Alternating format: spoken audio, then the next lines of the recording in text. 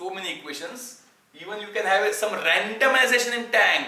If you are having some random tank, then in that case you can think of a differential equation with randomness.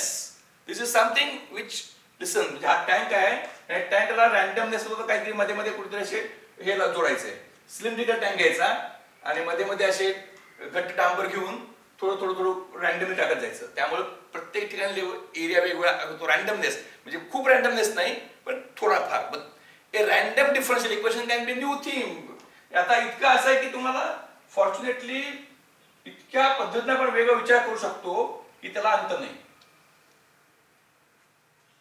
Now, how to start? The question is very simple. What या time मध्ये output आहे, बाहेर पाणी सोडत नाही आपण, output LO. So the question is, if this is a wall with some opening, काहीतरी ठराविक ओपनिंग, काही काटे उघडून ठेवलेला आहे, ते वेगवेगळे बदलू शकतो मी. हा टँकचा क्रॉस सेक्शनल एरिया ए आहे. हा एक सिलेंड्रिकल टँक, याचा क्रॉस सेक्शनल एरिया ए आहे. तो वेगवेगळा घेऊ शकतो. तो टँक कोनिकल घेऊ शकतो, तो tank reverse conical, invert conical घेऊ शकतो, तो टँक स्फेरिकल घेऊ शकतो, तो टँक इलिप्टिकल घेऊ शकतो. वेगवेगळ्या प्रकारचे टँक मी घेऊ शकतो. आता तेवढं जायला नको, आपण आता सोपं घेऊया. तर असा हा टँक आहे आणि if I open this stopper at t equal to 0, derive the expression for LOT. derive the यामध्ये प्रत्येक मुलाला, काही त्याला बाकी माहित नसेल तरी हा कॉमन सेन्सचा प्रश्न आहे, प्रत्येक मला कळलेलाच आहे. म्हणजे हा प्रश्न कळणार नाही असं होणार नाही. हा प्रश्न कळण्याकरता इंजिनियर यायची गरज नाही. हा प्रश्न हा म्हणजे आता आपण म्हणतो ना की शिक्षणाच्या विस्तारामध्ये बऱ्याच गोष्टी अशा आहेत की ज्या बऱ्याच जणांना कळतात पण नीट सांगता येत नाही. तर शिक्षण तुम्ही अशा पद्धतीने केलं पाहिजे की हे प्रत्येकाला कळेल. असं जर उदाहरण दिलं आणि ह्याला डिफरन्शियल इक्वेशन म्हणतात, तर हे रोज जे वावरतात ठिकठिकाणी त्यांना सुद्धा कळू शकेल. तर what is the question? On the left hand side there is L in a tank who is maintaining constant water level. Initial त्याच्यामध्ये पुन्हा आता सुरुवातीला टँक एम्प्टी होत, that is what we can say initial state of the capacitor. A tank which is empty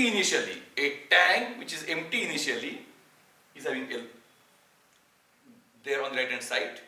If I open the stopper at t equal to 0, wall opposition is O, derive the expression for LOT. म्हणजे उजवीकडच्या tank मधलं पाणी कशा प्रकारे वाढत जाईल त्याचं आपलं equation derive करायचं. तर ते कसं करणार आता? तर ते कसं करणार याच्याकरता डायग्राम छोटी करता.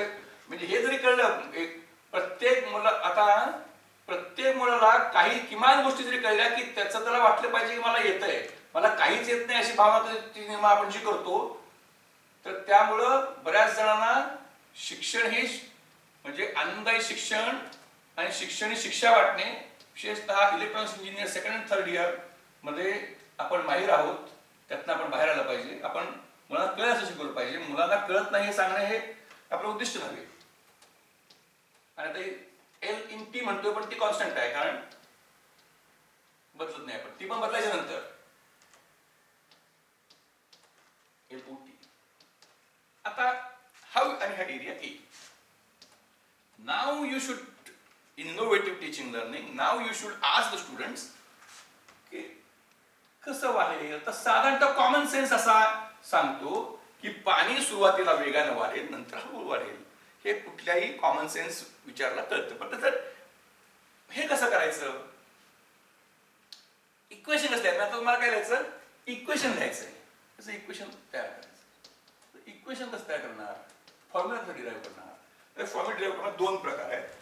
वेळेअभावी मी दोन्ही काही सविस्तर घेऊ शकत नाही, पण त्यातल्या त्यात प्रयत्न करतो की थोडंफार तरी काय असं मी शिकवतो. तर LOT कंटिन्युअस फॉर्म्युला ते नको आहे मला. तर मी काय करतो, साधारणतः दर सेकंदाला हे ओपनिंग खूप कमी ठेवलंय. सेकंद म्हणजे LO ऍट हा जो टी मी कंटिन्युअस म्हणतो त्याच्याऐवजी मी असं करतो LO ऍट N.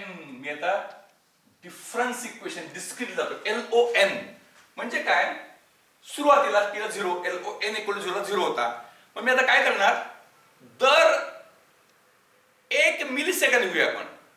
मिलीसेकंद पण काही इतक्या वेगाने बदलत नाही, सेकंद जर जास्त होतो. दर 100 मिलीसेकंदला n इक्वल टू 0 1, आता मी काय करणार, n इक्वल टू 0 1 2 3 4 5 आणि LON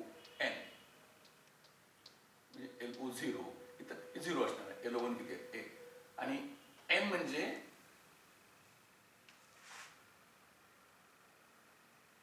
LON corresponds to LOT at t equal to n delta t, where this delta t is 1 millisecond.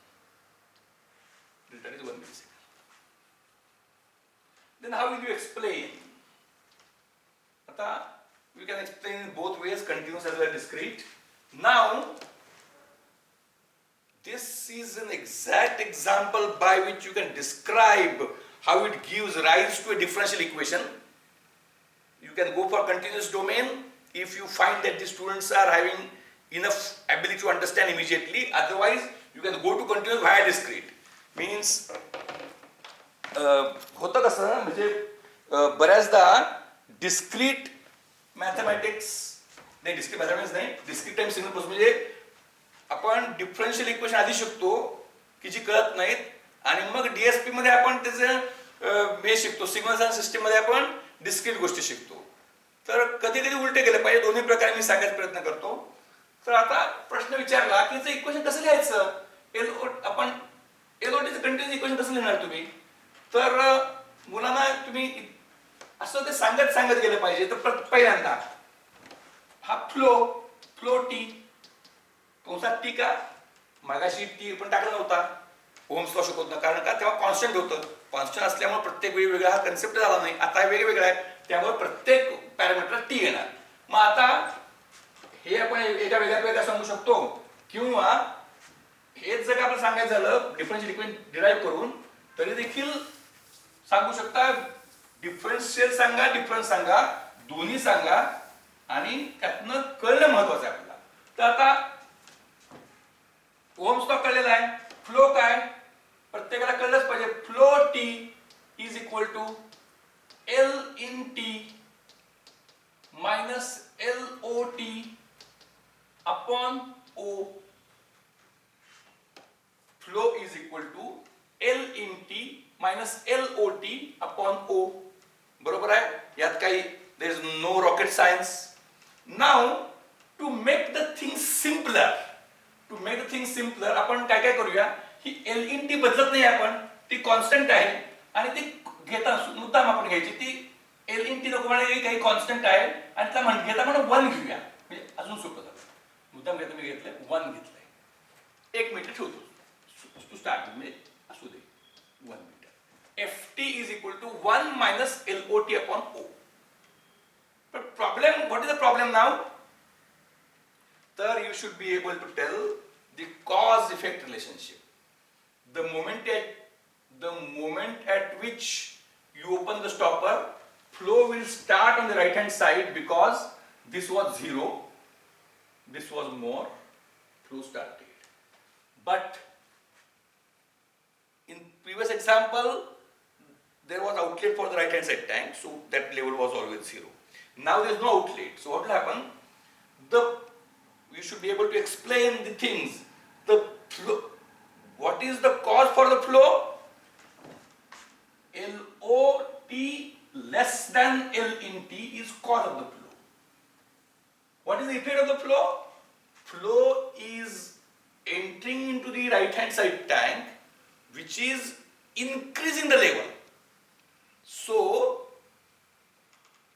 why a differential equation type condition is getting created, you should be able to develop that. Level is cause of the flow, and flow is cause of the level. Means here if T is the, I am finding finding FT means I say I know LOT, म्हणजे LOT मुळे FT कसा बदलेल हे equation आहे. आता मग दुसरी equation पाहिजे. FT मुळे LOT कसा बदलेल, FT मुळे LOT कसा बदलेल, तर त्याला आता टँक मध्ये वॉटर आहे, त्या वॉटर म्हणतो काहीतरी वॉटर येत जातात W भरत जातो टँक, त्याला म्हणतो W, आणि O म्हणतो काय ओचा विषय नाही पण O WOT. What is WOT? WOT म्हणजे टँक मध्ये असणारं पाणी. WOT म्हणजे टँक मध्ये असणारं पाणी. तर मग ते WOT जे आहे त्याचं रिलेशनशिप काय आहे LOT शी? सिंपल आहे, सिलेंड्रिकल. हा टँक जर का मी कोनिकल घेतला, स्फेरिकल घेतला, इलिप्टिकल घेतला तर खूप कॉम्प्लेक्स रिलेशन होईल. पण इथं सोपं घेतलंय मी. काय सोपं घेतलंय? W आणि L मधलं रिलेशनशिप काय आहे? WOT is equal to A into LOT. Simple cylindrical equation. WOT is equal to A into LOT. हे अगदी सोपं घेतलं असते मग प्रश्नच भेटलाय आता. WOT is equal to A into LOT. आता what is WOT? WOT is the quantity of water in the tank. What is flow? Flow is quantity flowing per unit time. मग आता आणि फ्लो इज गोइंग इनसाइड, म्हणजे simple तुम्ही लिहू शकता का हो? WOT इक्वल टू काय? तर ते थोडस इंटिग्रेशन म्हणलं, शक्यतो माणसं इंटिग्रेशन अवॉइड करावं. मग मी हे लिहू शकतो का हो? फ्लो टी, फ्लो आत पाणी चाललंय, तर काय लिहू शकतो मी फ्लो? आता इथं डेरिव्हेटिव्हचा विषय येतो. फ्लो म्हणजे काय? एका युनिट टाइम मध्ये किती पाणी आलं. युनिट टाइम सुद्धा चांगली संकल्पना नाही आहे. क्वांटिटी अपॉन डेल्टा टी, म्हणजे किती पाणी आलं. Flow is quantity upon quantity rise upon delta t as delta t tends to 0. म्हणजे मी असं लिहू शकतो का हो? आता अगदी सोपं म्हणेल तर समजा मुलं त्या लेवलची असतील तर डायरेक्टली तुम्ही लिहू शकता flow t is equal to, ते सांगू नको आपण असं लिहूया WO at t plus delta t. Actually हा हे झाला फर्स्ट प्रिन्सिपल ऑफ डेरिव्हेटिव्ह. त्या फर्स्ट प्रिन्सिपल ऑफ डेरिव्हेटिव्ह मध्ये त्याचं सूक्ष्म हे आहे. आपण F water T plus delta t minus water at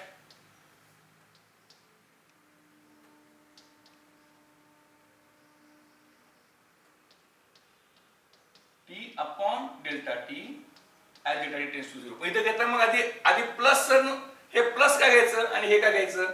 तर ऍक्च्युअली घेतलं पाहिजे इथं टी आणि टी मायनस डेल्टा टी घेतलं पाहिजे, किंवा टू बी प्रिसाइज जो हे आहे first of derivative f dash x is equal to f of x plus delta x minus fx upon delta x and delta x tends to 0.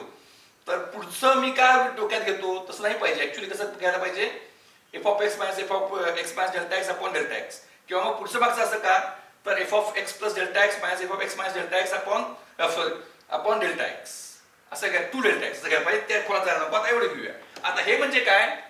तर as delta t tends to 0 हे जर का तुम्ही सांगू शकला ft is equal to dWOT upon dt.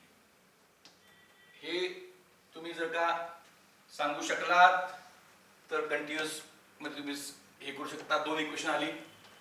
ft is equal to this one equation, म्हणजे here ft as determined by Ohm's law, ft as determined by tank, आणि since both ft's are same, there is no other outlet, both must be equal.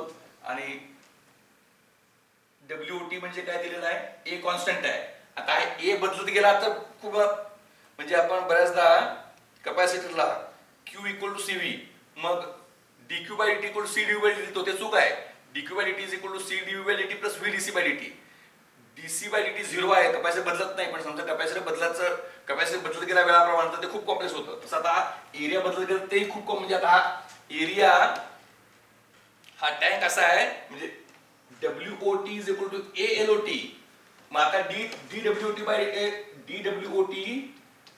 Bye DT काय येईल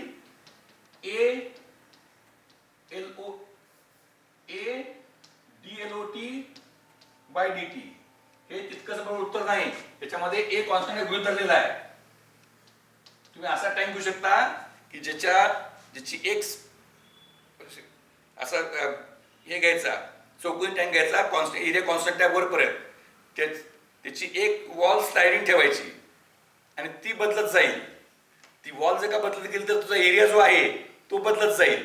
म्हणजे DWT by DT is equal to हे असणार नाही, ते खूप complex होईल. मग इथं सोपं आहे, हे मी इथं सांगतोय, मुलांना एवढं कॉम्प्लेक्स सांगायचं नाही, नंतर सांगायचं.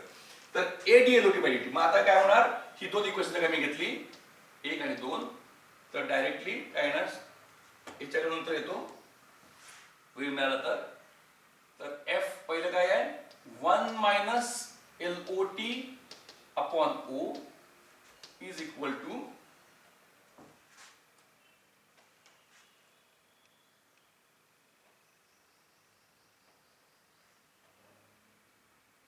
DWOT म्हणजेच ADLT by DT is equal to ADLOT by DT. आता ह्यानं इकडे जाणार OA आणि ही टर्म इकडे देतो, LO पण तिकडे देतो आणि हे सगळं उजवीकडे घेतो. OA DLOT by DT is plus LOT is equal to 1. आणि मी घेताना O आणि A असे निवडतो डेलिबरेटली दॅट इफ म्हणजे सोपं इक्वेशन करतो मी OA इक्वल टू 1. मी असे घेतले O आणि A. If O into A is equal to 1 then the equation becomes DLOT by DT plus LOT is equal to 1. This is differential equation which you can construct and you can solve. आता ह्या सगळ्यामध्ये हा derivative concept कळला, मग तर हा कळला नसेल डेरिव्हेटिव्ह कन्सेप्ट म्हणजे हे झालं डिफरन्शियल इक्वेशन. हे माझ्या माहितीप्रमाणे डिफरन्शियल इक्वेशन सांगताना मग आता आपण काय करतो आरसी चार्जिंगला सांगतो. आरसी चार्जिंग त्यामध्ये DVOT by DT plus VOT equal to 1. पण ते आरसी कळू शकत नाही, ते म्हणजे किती जरी एखाद्या हे नव्हे इव्हन बऱ्यापैकी हुशार म्हणून जर प्रयत्न केले तरी त्याला ते फारसं कळू शकत नाही, कारण ते तसं त्यात क्लिष्टता खूप आहे. त्यामध्ये क्लिष्टता खूप असल्यामुळे ते कळू शकत नाही. मग ते कळू शकत नसल्यामुळं हा त्याला थीम घ्यायचा. हा थीम घेतल्यानंतर पुढचा थीम घ्यायचा म्हणजे हा हे हे हे कळत नसेल फॉर्म्युले वगैरे तर ह्याला जायचं LON. तर त्यात सुद्धा हे करता येतं तुम्हाला. त्यात कसं करता येतं ते पण सांगतो. आणि मग वेळ कितपत आहे माहित नाही मला. अजून 2-3 थीम्स आहेत ते घेतो आणि संपवतो. तर इथं कसं तुम्ही घेणार पुन्हा त्याच्यामध्ये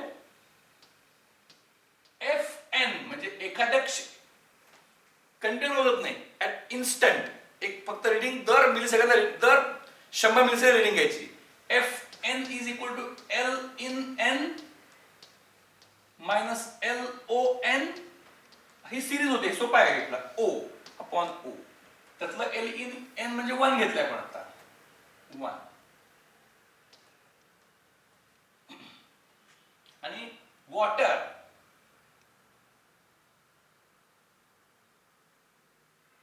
किंवा वॉटर N च water WON minus WON minus 1 त्याच्या आधीच्या इन्स्टंटचं वॉटर हे किती असणार आहे. आत्ताचं वॉटर त्या टाइम मधलं त्याच्या आधीच्या इन्स्टंटचं वॉटर हे फ्लो किती होता. आणि आता ह्याच्यामध्ये ऍक्च्युअली फ्लो हा इन्स्टंटली बदलतो पण तो आपण इग्नोर करतो. फ्लो आपण घेऊया n-1 च्या वेळचा फ्लो घेऊया. मागच्या वेळचा फ्लो किती होता into delta T. WON minus WON-1 is equal to FN-1 minus into delta T. पण WON काय आलं A into LON म्हणजे हे आलं LON-1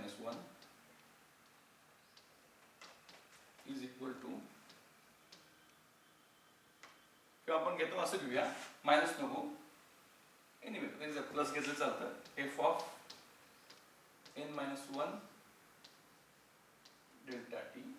आता हे f of n-1 किंवा जरी fn घेतलं तरी फरक पडत नाही, दोन्ही सेमच आहेत असं गृहीत धरतो आपण. fn delta T. आणि मग ही दोन इक्वेशन घेतली, ही दोन इक्वेशन घेऊन तुम्हाला एक असं इक्वेशन येतं, LO final answer LON is equal to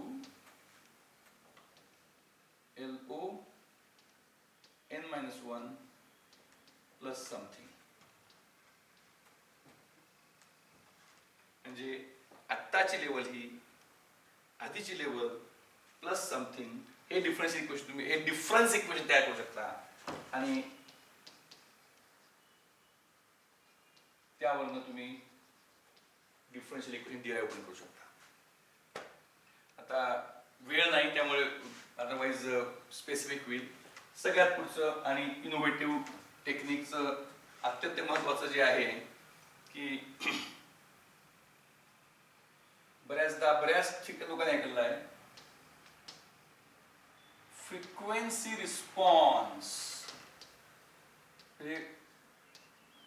frequency response या टर्ममुळं जर आपण विचारलं तर बऱ्याच पिढ्यांना त्यातलं काहीही कळत नाही आणि आपण पुढे पुढे जात जातो. विशेषतः गेन बँडविड्थ प्रॉडक्ट कॉन्स्टंट का, तर त्याचं उत्तर कळत नाही. असंच ज्याला आपण टीचिंग लर्निंग इनोव्हेटिव्ह नसल्यामुळं सुडो अंडरस्टँडिंगचा बोलबाला हा इलेक्ट्रॉनिक्स इंजिनिअरिंग मध्ये फार मोठ्या प्रमाणात झालेला आहे. हे खूप दुर्दैवी आहे. ती आपण जे दुष्टचक्र आहे ते कुठेतरी त्याला छेद दिला पाहिजे. मी तो देण्याचा प्रयत्न करतो. आता कसं शिकवायचं फ्रिक्वेन्सी रिस्पॉन्स शिकवायचा कसा, तर मग ऍम्प्लिफायरला साईन वेव्ह द्या, मग ते बघा, पण ते काय कळत नाही ना मला. सोपं सगळ्यात सोपं फ्रिक्वेन्सी रिस्पॉन्स हा शिकवायचा असेल तर तो व्होल्ट मीटरचा फ्रिक्वेन्सी रिस्पॉन्स शिकवायचा, जो एक्सपेरिमेंट दुर्दैवानं कुठेही केला जात नाही. आता आज अडचण अशी येईल की अॅनालॉग व्होल्ट मीटर मिळणं मुश्किल होईल. आता तर एक हे घ्यायचा व्होल्ट मीटर, बोथ एंडचा volt meter, centre zero volt meter किंवा गॅलव्हॅनोमीटर तुम्ही कन्वर्ट करू शकता. सेंटर झिरो आणि दोन साईडला व्होल्ट मीटर. मग आता व्होल्ट मीटर वर्किंग शिकवायचं, हे हा इनोव्हेटिव्ह टीचिंग लर्निंग मधला अतिशय महत्वाचा विषय मी सांगतो की जो कुठं सांगितलं जात नाही. फ्रिक्वेन्सी रिस्पॉन्सचं कारण सांगितलं जात नाही. कन्व्होल्युशन हे फक्त त्या कन्व्होल्युशन हा जगरहाटीचा आत्मा हे न सांगता केवळ त्या सिग्नल सिस्टीम मध्ये शिकवलं जातं असं नाही पाहिजे. तर व्होल्ट मीटर, मुव्हिंग कॉइल गॅलव्हॅनोमीटरचा कन्व्हर्ट केला व्होल्ट मीटर, तो कसा ऑपरेट होतो, तर त्याचं आउटपुट व्होल्ट मीटर. आउटपुट काय त्याचं, व्होल्ट मीटरचं आउटपुट काय आहे, व्होल्ट मीटरचा आउटपुट आहे अँगल. आता अँगल हा युनिटलेस असतो, त्या लोक आपण डिग्रीज मध्ये सध्या कन्सिडर करूया. अँगल म्हणजे theta. So for a volt meter is a device for which the input is voltage V in T and output is angle theta OT. So theta OT is equal to some constant. म्हणजे समजा मी असं म्हणलं इकडे 45 degree आहे, इकडे 45 degree आहे angle, म्हणजे समजा 4.5 व्होल्टला ते 45 डिग्री जाईल असं केलं तर मी म्हणेन theta OT is equal to 0.1 VOT, sorry V in T. Theta OT is equal to 0.1 V in T. input is one parameter is voltage, output is angle, and 0.1 what is the gain? 0.1 is degree, degrees unit नव्हे पण असू द्या आता degrees per volt. Theta O, that is output of the voltmeter is angle, input to the voltmeter is voltage, and this is the equation. तर हे जे equation आहे, हे इक्वेशन जगातल्या कुठल्याच व्होल्टमीटरचं असू शकत नाही. हे आपण कसं सांगणार? तर आता एक्सपेरिमेंट करायला द्यायचा. एक्सपेरिमेंट करायला दिल्यानंतर डीसी व्होल्ट ठेवायचं. 4.5 तो 45 डिग्री जातो. डीसी 1 व्होल्ट दिलं 10 डिग्री जातो. असं जातो तो. त्याला एसी द्यायचं. एसी दिल्यानंतर काय होईल? आता लो फ्रिक्वेन्सी सिग्नल जनरेटर मिळत नाहीत तरी समहाव दिले तर आता हे बघायचं कुठं? इनपुट दिलं सीआरओ वर बघायचं. म्हणजे construct an experiment, this signal generator which generates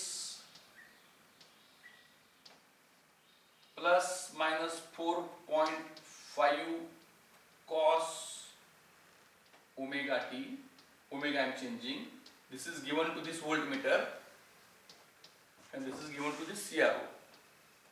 आता जुने एनालॉग सीआरओ मिळत नाही, डिजिटल सीआरओ तो XY मोटर टाकायचा. हे फक्त मला हे दिसलं पाहिजे.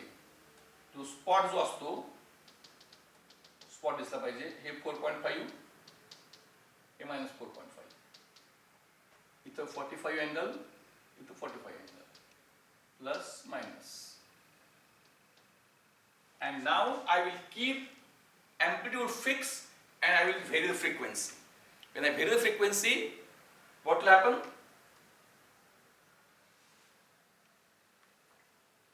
The CRO spot will continue to show between plus 4.5 to minus 4.5.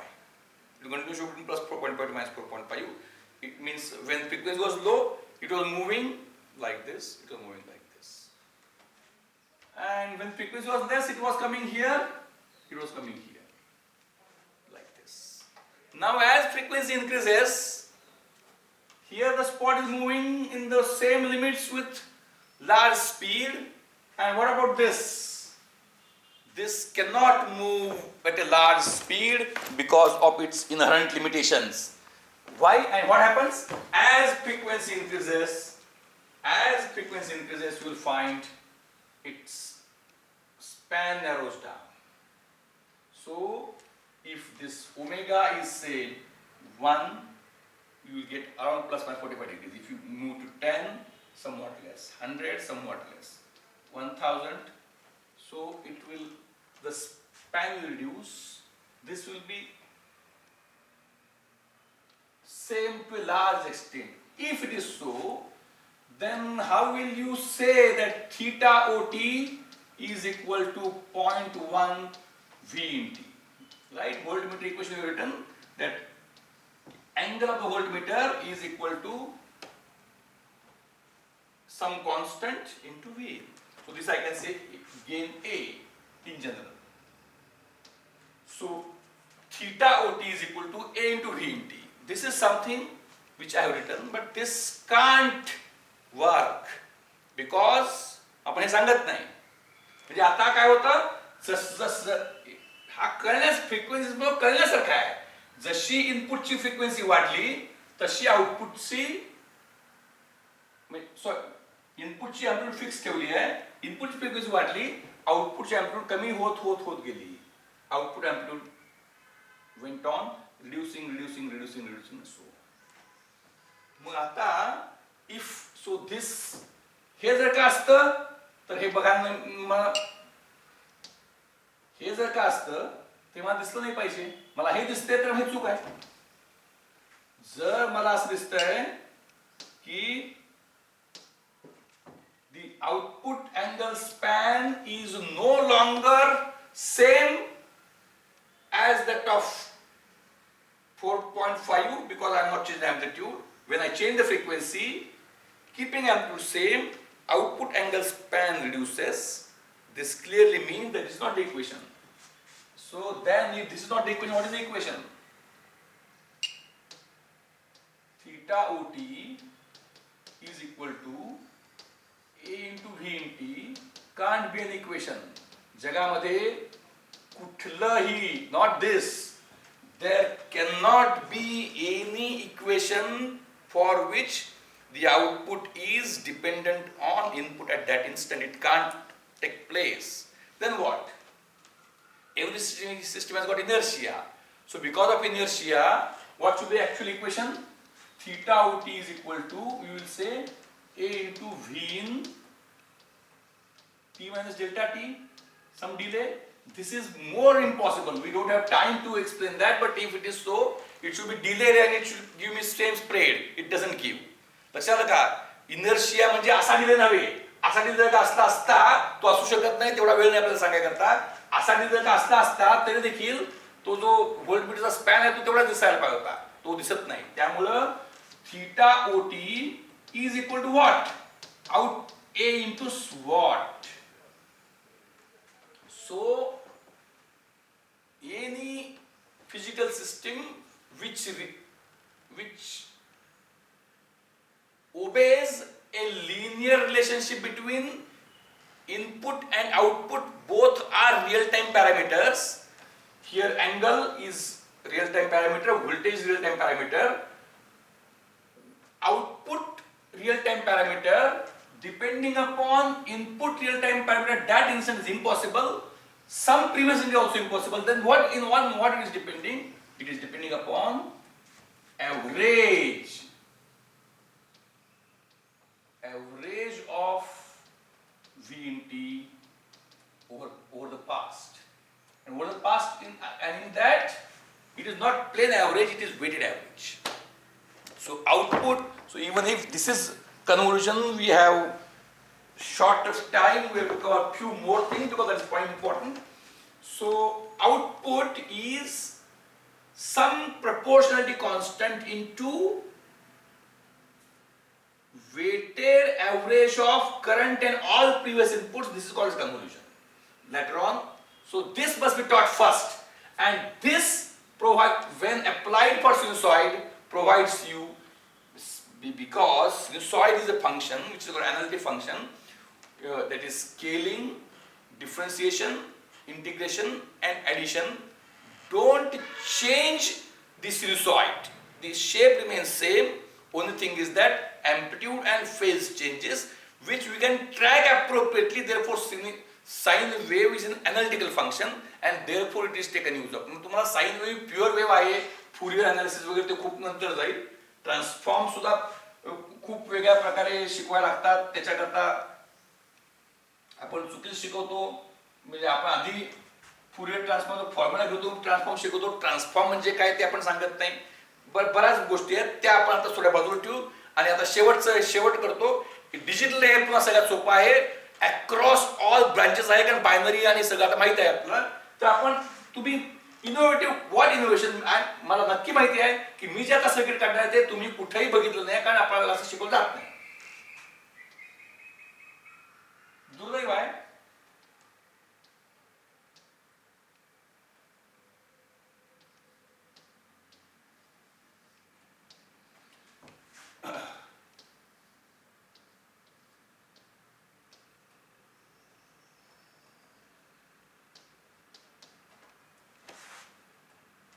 एक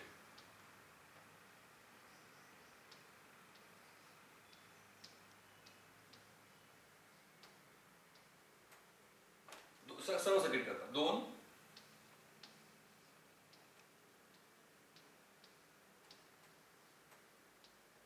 3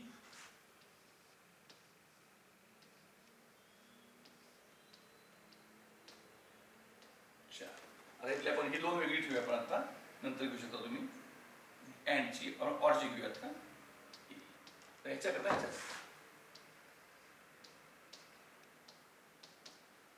हे मला सांगायचं असं आहे की हे तुम्ही सर्किट कुठल्याही पुस्तकामध्ये हे नाही आहे.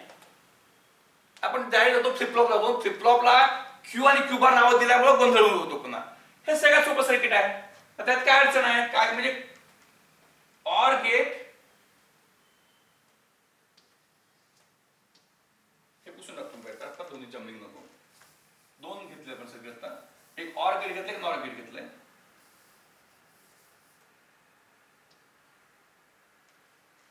तर आता इथं 0 1 0 1 काय होईल?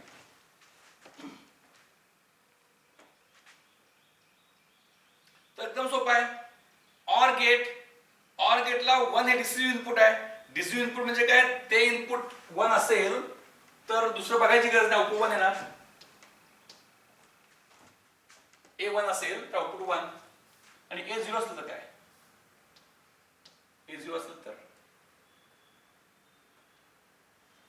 A0 असेल तर आउटपुट म्हणजे आपण सर्किट सिक्वेन्स सर्किट घेतो, आउटपुट काही पण असू शकतं. तर का? तर काय कॉम्बिनेशन सर्किट जेव्हा असतात तेव्हा आउटपुट हे एकच असतं, दुसरं असूच शकत नाही. दुसरं आहे असं गृहीत धरलं तर ते चुकतं. इथं इनपुट 1 आहे, आउटपुट 1च. इनपुट 0 आहे, आउटपुट समजा 0 असलं 0 0 0 0. इनपुट 1 घेतलं, आउटपुट 1 घेतलं 1 0 1 1 1. म्हणजे आउटपुट कॅन बी 0 1 किंवा आउटपुटला y लिहू शकतो. दोन्ही लिहू शकतो, आउटपुट y लिहू शकतो किंवा आउटपुट 0 ऑब्लिक 1 लिहू शकतो. आता इथं या ह्याच्यामध्ये पुन्हा इथं 1च आहे आणि इथं काय आहे?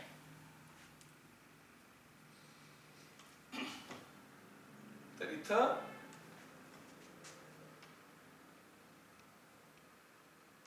काढता येत नाही. A0 आहे त्यामध्ये याच्यावर डिपेंड आहे. हा काय y आहे. y0 घेतला 0 0 1, y1 घेतला 0 1 0. इथं पण 0 ऑब्लिक 1 पण इथं y बार. हिला म्हणतो मी ही कन्सिस्टंट सिक्वेन्शियल सर्किट आणि ही inconsistent sequential circuit.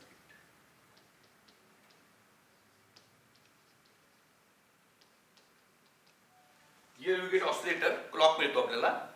Here we can get anything. हे घेतो आणि दुर्दैव आता शेव आय एम वाइंडिंग अप. हा बरेच मालिनोलीच्या एका आंतरराष्ट्रीय पब्लिशर सुद्धा जे चुकलंय. तर हा जो मी हे घेतो हा फ्लिप फ्लॉप म्हणजे किती इनोव्हेशन का आवश्यक आहे. तर मी नाव देतो क्यू आणि क्यू बार.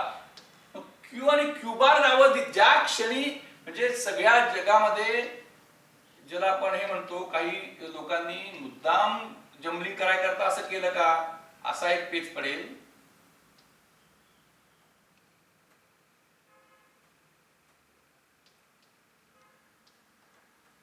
RSQ बार असं देतो आपण आणि क्यू बार म्हणजे मग Q1 म्हणजे क्यू बार 0, दोन्ही 0 असू शकत नाहीत असं घेतो. असं घ्यायचं नाही. शिकवायचा हा कसा फ्लिप फ्लॉप हा फार महत्वाचा आहे. म्हणजे इनोव्हेशनातलं काय आहे तर A B C आणि D आणि मग मला काढायला लावायचं A B C D 0 0 0 1 1 0 1 2. आता सगळ्यात सोपं आहे. ऑर गेट आहे, नॉर गेट आहे. नॉर गेटला एक इनपुट म्हणजे त्याचा आउटपुट 0, दुसरीकडे बघायची गरज नाही. जर जिथं जिथं A1 तिथं C0, जिथं जिथं B1 तर D0. म्हणून सगळ्यात सोपं काय B1 D0 A1 C0 दोन्ही 1 दोन्ही 0 0 हे आधी येतं. आणि बऱ्याच पुस्तकात इथं काय ते लिहितात. सगळ्यात मोठा अपराध काय इथं फॉरबिडन लिहितात काय करतात इथंच फॉरबिडन लिहितात. म्हणजे किती दुर्दैव आहे बघा. इथं फॉरबिडनचा अर्थ कळत नाही आपल्याला. फॉरबिडन म्हणजे बहिष्कृत, नॉट अलाउड. इथं फॉरबिडन लिहायचं नाही आहे किंवा इथं क्वेश्चन मार्क लिहितात, इथं रेस लिहितात, काय वाटेल ते लिहितात. इथं 0 0 लिहायचं आणि ते आपण का फॉरबिडन केलंय तर ती लास्ट डेट असती तर इथं लास्ट डेट लिहिता आलं नसतं म्हणून फॉरबिडन केलंय ते तिथं लिहायचं असतं. आता हा 0 म्हणजे हा 1, हा 0 म्हणजे हा 1 आणि इथं काय येतं इथं आयदर 0 1 किंवा 1 0. तुम्ही इथून जर का गेला तर इथं जाता, ह्या इथून जर इथं जाता आणि इथून जर का गेला तर कुठं जाता हे सांगता येत नाही. म्हणून हे डिसअलाउ करायचं आणि हे डिसअलाउ तुम्ही जर का केलं, हे तुम्ही जर डिसअलाउ केलं, if this is disallowed you can write this as last state and if this is disallowed state then you can write Q and Q bar, otherwise not. म्हणजे स्टेट अशी आहे की जी आणता येत नाही, नाही आणायची नाही आहे, बंदी आहे, बंदी घातली स्टेट आहे, येऊ शकते. त्यामुळे हा खूप मोठे म्हणजे जर आपण इलेक्ट्रॉनिक्स इंजिनिअरिंगचा इतिहास लिहिला तर ज्या गोष्टींनी बराच संभ्रम जाणीवपूर्वक का चुकून माहित नाही केलं त्यातला हा एक आहे. So I hope that we stretch too much. We are now open for question answers. I think it's unending and we conclude now.